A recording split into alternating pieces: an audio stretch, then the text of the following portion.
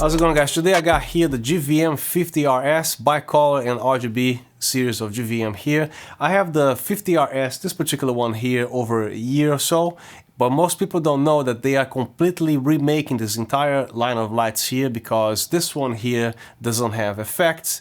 This one does. This one does not have tungsten, even though they mimic tungsten. I'll get to that in a second.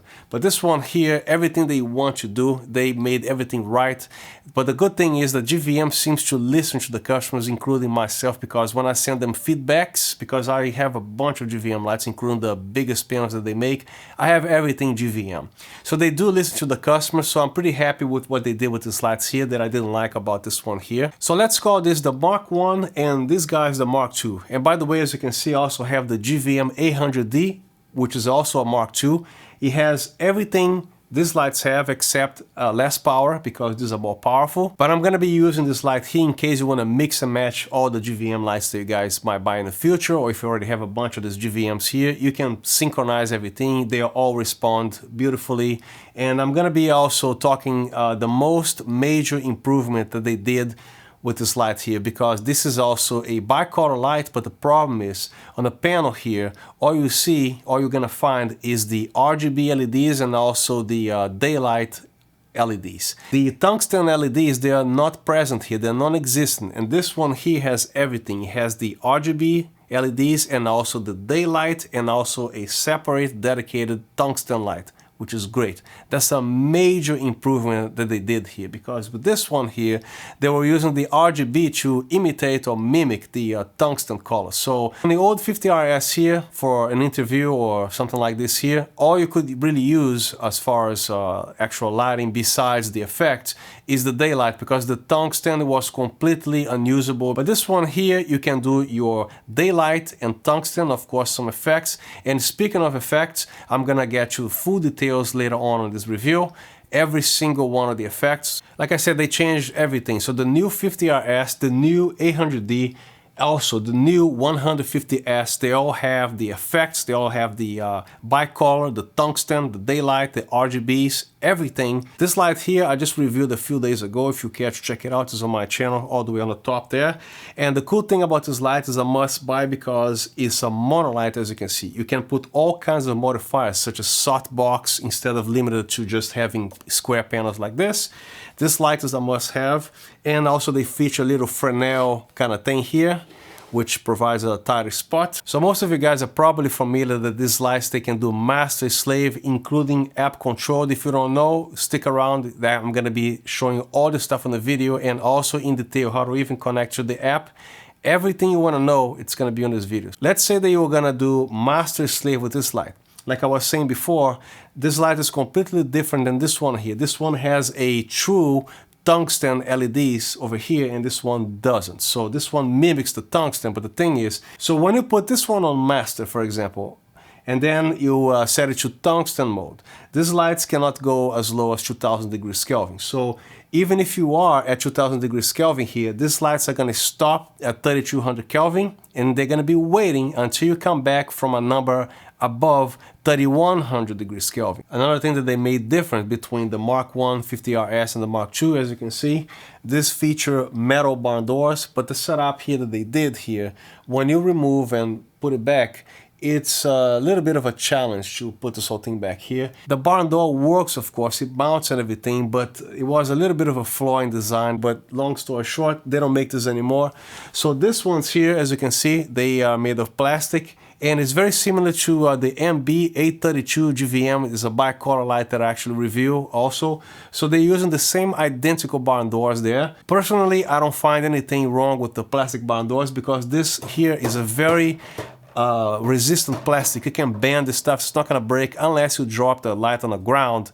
This is the only way that I can see somebody break these barn doors, or if somebody has a total disregard of the minimum amount of care of equipment. And also, of course, this light with the barn doors is slightly heavier than this one here, because you have a metal barn door, and also this is a plastic barn door. So most LED panels of this type here, regardless if it is a GVM or other brands to what I've seen, because these lights here, they have a very wide beam spread, so they're very wide, they're not narrow. So the barn doors, also due to its size and length, they don't do a lot of precision light shaping or anything like that, unless you have a different type of LED beads here, the one that throw lights far away.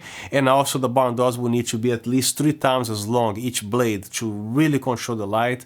So the barn doors here, they do a decent job, but don't expect to do anything precision wise. And I actually prefer the actual diffusion option here, because what I really am looking for, especially if you're going to use this light for interviews, is to have the softest lights that your budget can afford. So they already come with a little bit of diffusion, which also protects the LEDs and also the secondary panel here. However, you cannot use this at the same time with the barn doors because it is physically impossible. You will have to remove the barn doors, which they have 4 M4 screws here. Be careful not to lose them because they're very tiny. So for this video, of course, I'm gonna have the barn door option and the diffuser option, but personally, I'm gonna be actually removing both barn doors of these lights and leave them like this. So every time I take it out of the box and I'm gonna set it up, I'm gonna use this option right here, which I think it is best. Another thing that you see on the old 50RS is because they have a toolless thumb screw right here, and this one here requires a tool, which I did not find in a bag, and this is a M4 size screw, the threads, and the size of the actual thing here should be, I think, 2.5 millimeter. I didn't measure, but looking at it, I know it's a 2.5 millimeter. Anyway, you will have to have a Allen wrench little tool to remove the barn doors if you want, and you can buy one at your local hardware store and buy the whole kit, so you probably have all the things to use with the Allen wrench as well. Make sure you don't over tighten, because again, plastic against metal, if you do the extra turn, it will eventually break the barn door, and there is no need to over tighten the screws. Now, to remove the barn doors, I would recommend that you keep the light on a stand and also face up, which means the screws are very easily accessible here, and also the barn door is not going to fall. So when you have all screws removed, the barn door is not going anywhere. All you gotta do is simply lift it up, and to put the barn doors back, make sure the light is also facing up, and 1, 2, 3, 4 screws, you're good to go. This one here is a challenge to put this barn door back, because you have to align these little tabs here.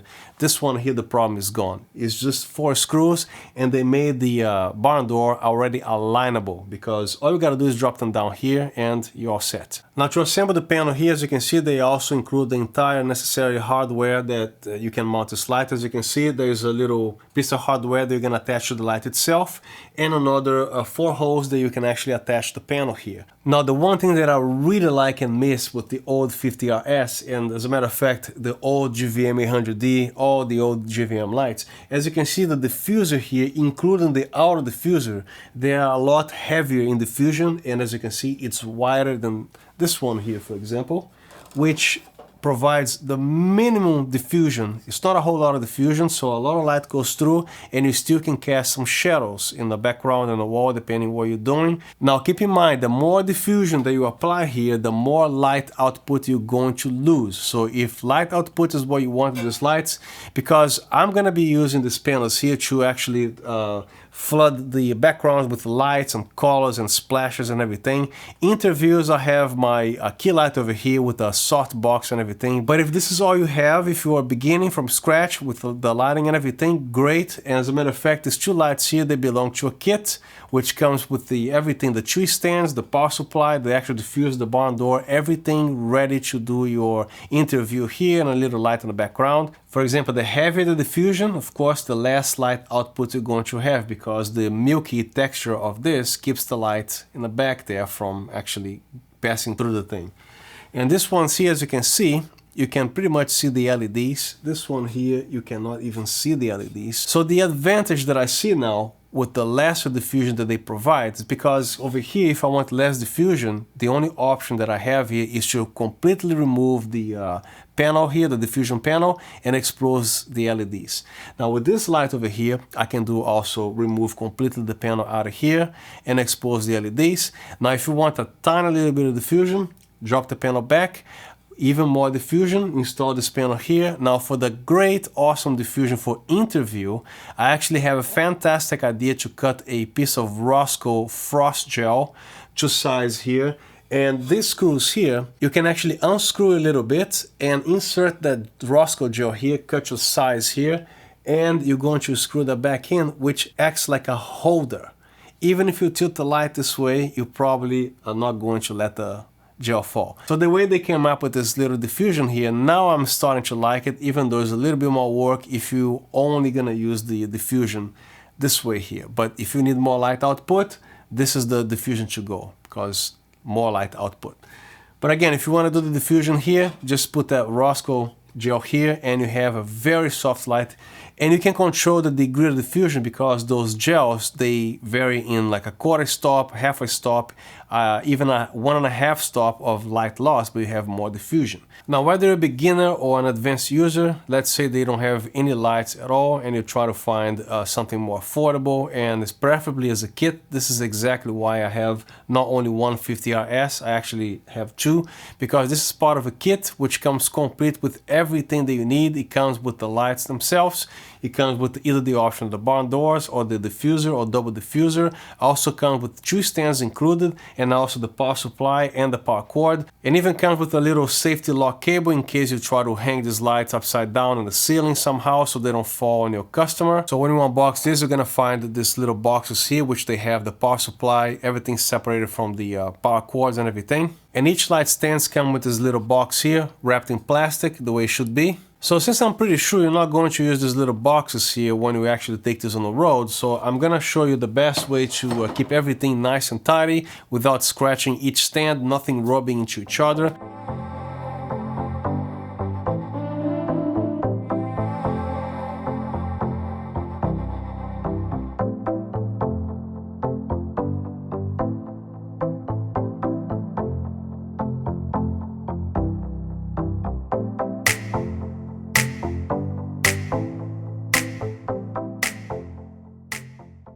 Now, regarding the power supply, I see every time people leaving this thing dangling this way. This is so ugly and so unattractive, and you're gonna be putting a lot of stress here, especially when your power supply is bigger and heavier. I mean, this is a very light power supply, but why would you want to keep this thing dangling and everything, which you can actually use this way here. So as you can see here, this is the way that I do on every single power adapter of this type that I have here. So I got this from Lowe's, but they don't carry this anymore. I'm gonna be trying to leave this material down in the description there, the link to buy. So all I have to do is get this self-adhesive cushioning material here, which is only like less than 1/8 of an inch. You install the coarse side of the Velcro from here all the way to here, and then you use this Velcro, the soft part that wraps around, and then you stop right here, and this keeps hanging over here. So when you put this away, you just wrap it around. When you are ready to mount this on the stand here, all you gotta do is press it firmly right here, loop it around, and this is not going anywhere, which is perfect. You take it off, you just undo this here, and it's out. Now I'm going to be showing the other controls here. The left knob here controls the brightness with the new GVM from 0% to 1% increments, and the old GVMs from 5 to 5% increments, all the way to 100% and back to 0. The right knob on CCT mode is going to control the color temperature from 3200 Kelvin all the way to 5600 Kelvin. Here's your up and down buttons, which controls the channels from 0 all the way to 11. If you keep pressing and holding, nothing happens. You have to tap the button, and it's gonna cycle through again, the whole process again, until you find the desired channel that you want. Right now I'm gonna leave it at channel 0. So right now here, all these lights, they are the 50RS, the old and the new, and also throw in a shot here, the GVM 800D, which every light, as long as they are from the RGB line of GVM, they're gonna work and respond perfectly well with this app. You cannot mix bicolor series with the RGB series. So if you have a bicolor, keep everything bicolor, whether you are operating from the app or from the master slave feature here. So keep everything separate. They're not compatible with each other, but every single RGB light, they are compatible with each other. So right now I have this light set to master, and all of them here set to slave, and they're all at channel 0. So if you change the color temperature here, for example, to 5600 Kelvin, they're all going to respond. There's a slight little delay here. If you change to RGB, they're all going to respond the same exact way. You can control the brightness here or the hue. Also the saturation, they're all going to respond So with the saturation here, the way these GVM lights are working, I would not recommend you pass anything below 95% because the light is going to go pretty close to white, so it's going to get pretty washed out. So if you want less saturation, go like 96%, 98%, but not lower than 95. I'm gonna switch back to 100%. So okay, so everything is set to channel 0. This is master, everybody else is slave. I reviewed several GVM lights before, but the questions that everybody keep asking me in the comment section over and over, so I decided to even go further here. Can I control these lights in other than one channel? Yes and no, but technically yes. So right now, everything here is set to channel 0, and this one is set to master, this one's here set to slave. So as you change the color here, brightness or whatever, they're all going to respond. Now with the master slave mode here, if you want to create a sub little network, you actually can leave this one here, for example, set to master, and this one as a slave. So you have a group of 2 here. Now let's modify this here. This is set to slave. I'm gonna switch this to master, leave this still at slave, changing the channel number here to channel 1, for example, and these are the channel 1. So right now we have a master slave, channel 0, master slave, channel 1. So when you operate this light here, they're both going to respond here, and this one are not, right? So when you control this one here, you can actually control these 2 separate. As you can see here, you can go back to the daylight, 5600 Kelvin, or 3200 Kelvin, back to RGB, and make your hue change here, and then you can go here to like daylight while this one is on RGB. So as you can see, you can create several groups. Now if you try to do the same thing here, either using your iPhone or your Android through the app, things get a little bit complicated because you're going to need 2 phones to operate these lights in the same thing that I showed you here before.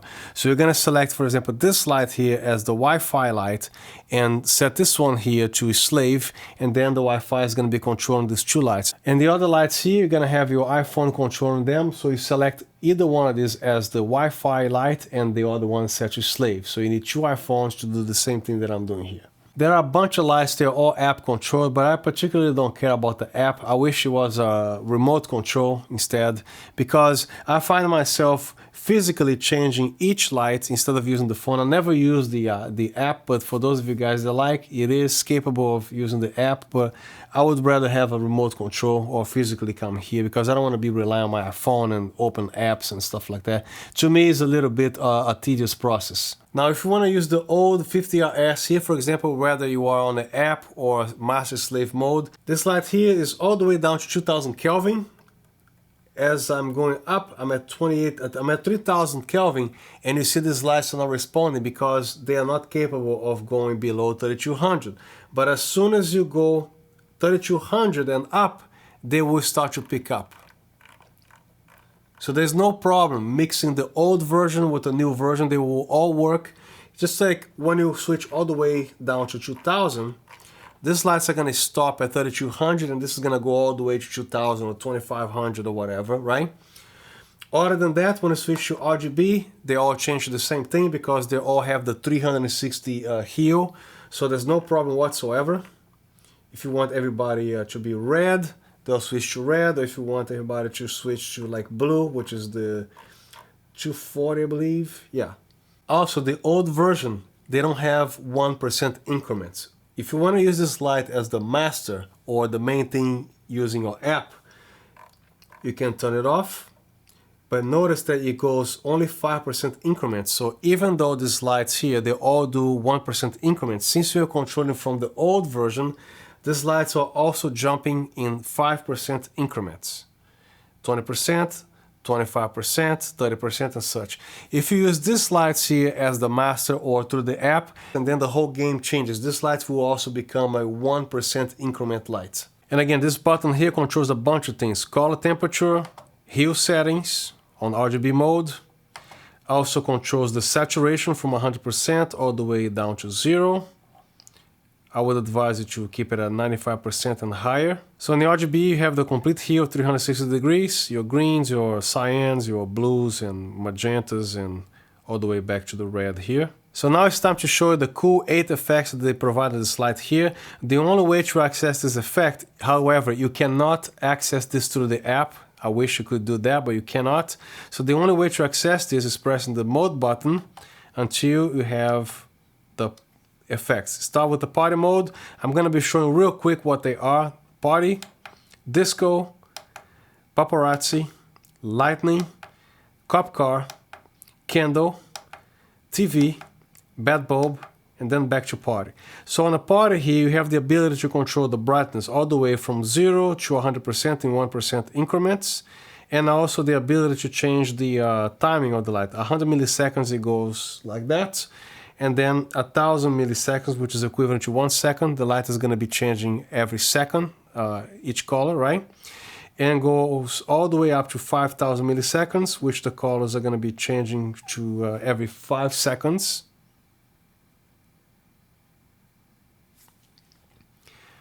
Going back to 100 here.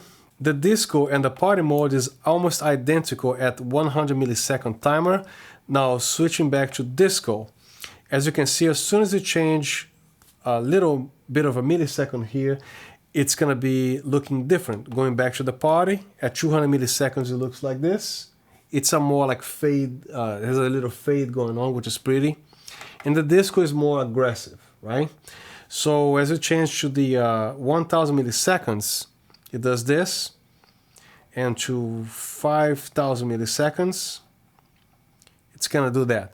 So what this is doing here on 5000 milliseconds, at disco mode, for example, is going to switch like all the RGB colors in sequence.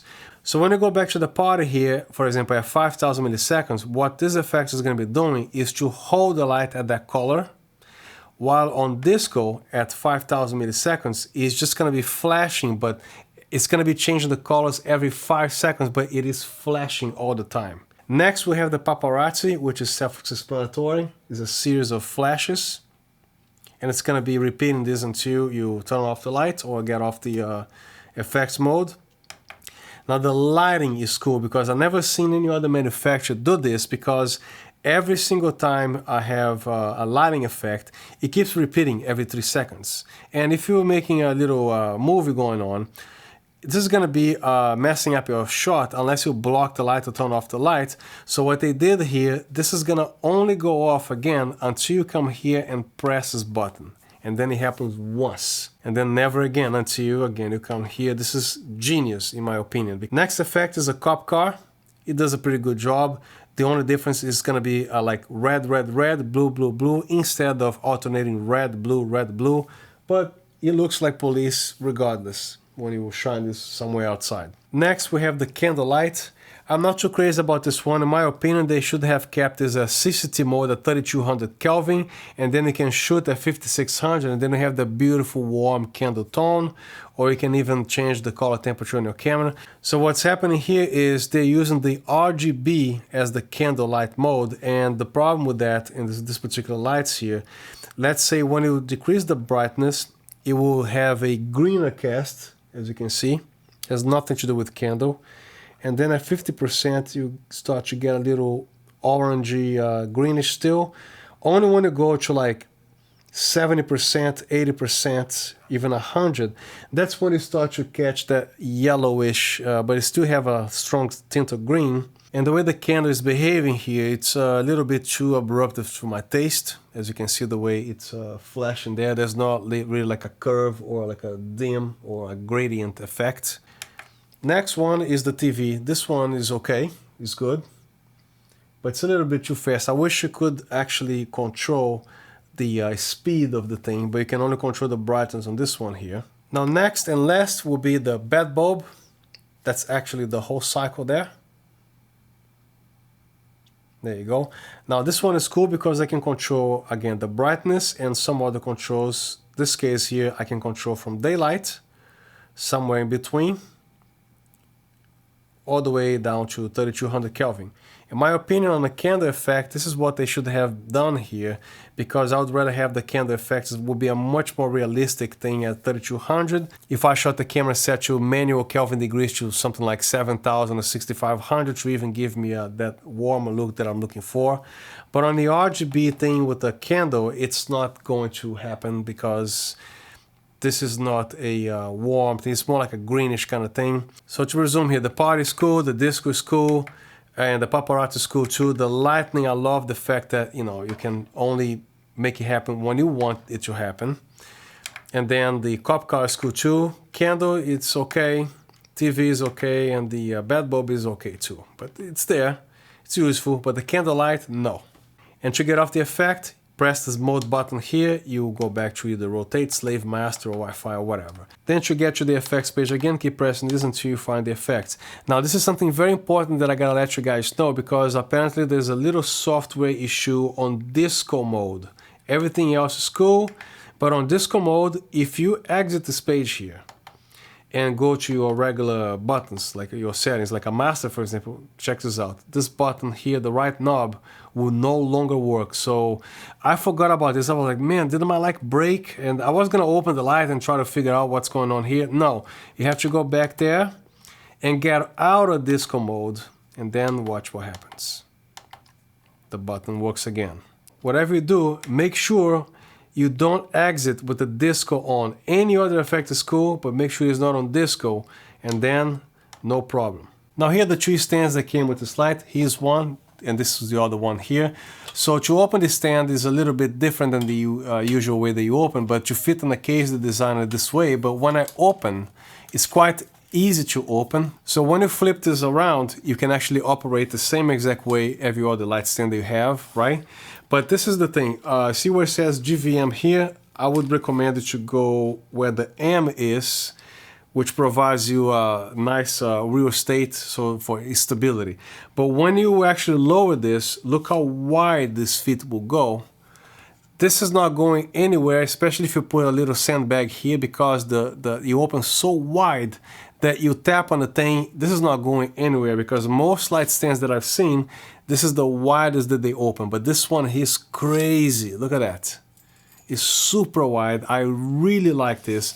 Now the knobs here, they're okay, but they are modest made, so it's nothing extraordinary to look at. The knobs, they feel okay. It's not really comfortable to grip. But so the stands here are made of aluminum. They weigh a little bit, so they are pretty well made as far as the aluminum goes. I don't see this thing breaking at all, because this seems quite strong. I might even attempt to put a heavier light here, which I see no problem whatsoever, because the way it feels in your hand, this is not gonna break unless you do something really stupid with the stands, and then you might break the stand. But normal use, I don't see this breaking at all. It goes about 6.5 feet or something like that, so it's not super tall. So for interview mode, this will do just fine, but if you wanted this thing super high, you have to get another stand. But this does the job. So to put this back in the case, to collapse the stand is very easy. It takes no effort whatsoever. All you gotta do is keep pushing this, and then look how easy it folds back. And then to open it back up, just tilt it on the side like this, and then it opens like that. Very easy.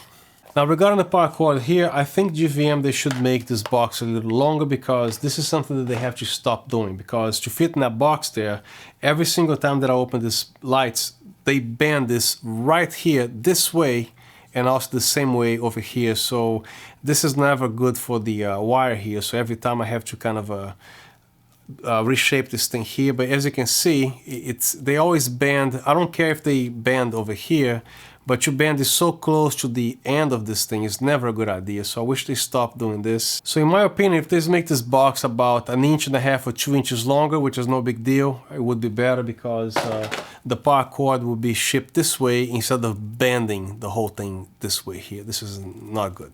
Another good thing, instead of throwing the wires like loose in the bag, it's always a good idea to keep everything nice and neat. Get yourself a little Velcro and keep everything nice and tidy this way. So, you know, it always looks good this way. Same thing with the power supply here. Always put a Velcro on everything. Now next I'm going to be showing you guys here how to use this thing running on the app step by step, every little detail that you need to know. Now this whole tutorial thing with the app is extremely time consuming, so I have made a bunch of them in my other previous reviews, so I'm going to be using bits and pieces of them, which is the same thing as instead of doing the whole thing again here, which doesn't make sense of something that I already done. This light can be controlled by an app, but make sure you're on Wi-Fi pressing the mode button, because if you're not on Wi-Fi, it's not going to work, because you need to be on Wi-Fi, and then it will work. Before you attempt to connect this light to your app, you gotta make sure you are not on your home network, and that you're also on your Wi-Fi mode on the light, otherwise it will never connect. Once you select Wi-Fi in your light, the default ID name that's going to appear on your phone is called GVM underscore LED, all caps. And the password will be low caps GVM underscore admin. Once you are in your app, you should be connected unless you have a VPN. If you do have a VPN, you have to make sure to add that network, which is this light, to the trusted network, otherwise your light will never connect. If you don't have a VPN, skip this step. So once you're connected, on the very top left of this app, when you press those little three bars, you have your system settings, which you can choose the phone to vibrate or not. I don't think that works on iOS, on RGB mode, but if you have a bicolor light, the vibration will work. And then you decide to have sound or not. Again, on RGB mode, it does not make a sound. But on bicolor lights, yes, it will. On the switch Wi-Fi, on this current app version, the switch Wi-Fi, you have to go back to your phone settings and go back to the Wi-Fi name and switch to the Wi-Fi that you want. Now, if you wish to change the default factory settings, the Wi-Fi name and password, which I highly recommend, all you have to do is press modify Wi-Fi here, and then you can actually change the username and password. Now keep in mind, if you make any changes, either change the password or the username, you are going to get kicked out of the Wi-Fi. The same way if you change the password of your home router, you're gonna have to input the password on your phone and every other device such as printers and everything else. Then you have to go back to settings, make sure your new name appears. In my case is a GVM underscore 150S Mark II. You cannot have any spaces there. You have to use underscore if you want to separate the names here. Then once it's connected, you can go back to the application again. The channels here is set to 0. The light is also set to 0. You can change from 0 to 11, but use the app here on the Wi-Fi. It doesn't matter if you are on 0 or 11 or any of these numbers, the light will work regardless. And then on CCT mode, right now is at 5600 Kelvin. You slide this bar all the way down to 3200 Kelvin. You watch the light change to the color that you want. And also you can adjust your brightness from 0 to 1% to 100%. This new model here on the RGB 150S, as you can see, there's a slight delay in brightness, so it takes a while. Right now I slide it to 0. It takes a full 9 seconds until this whole thing comes to a complete stop. And then when you engage your brightness again, you gotta wait a little bit. Right now I'm at 33%, so it takes about 9 seconds for that to park again. And again, a full brightness, another 9 seconds until the light is reaching at 100%. Now the cool thing here, if you want to go to the RGB mode, all you have to do is tap anywhere on that disk, it will immediately switch to the RGB. If you want to go back to CCT mode, either daylight or tungsten or something in between, all you gotta do is touch the bar, it switches to the CCT mode, daylight or tungsten. You want to go back to your RGB, tap on the disk anywhere, it jumps to RGB again. And then you make a selection here, and again, this light has a slight delay. You gotta wait a little bit. Switching to magenta, for example, it gradually, slowly switches to magenta. The old one, the RGB 150S, it's instant. This one here, you gotta wait a little bit. Now, just in case you have a bicolor or RGB, in my case it's RGB, it always will appear default as the bicolor light. You have to go here and switch device. Make sure you tap on the RGB light, and then it will connect. Connecting.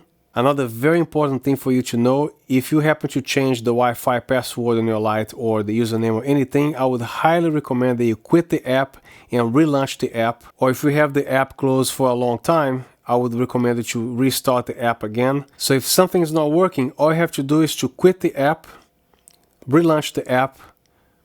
You gotta make sure you connect to the RGB, and then it will connect again without any problem whatsoever. So that's the end of the review, and if you like what you saw, please consider subscribing to this channel if lighting is your thing, because all we do here pretty much is testing and reviewing lighting equipment. And if you don't mind, give me a thumbs up. It tells me that I'm doing a good job and also helps with the algorithms with my channel. So thank you again for watching this video, and I'll see you next time.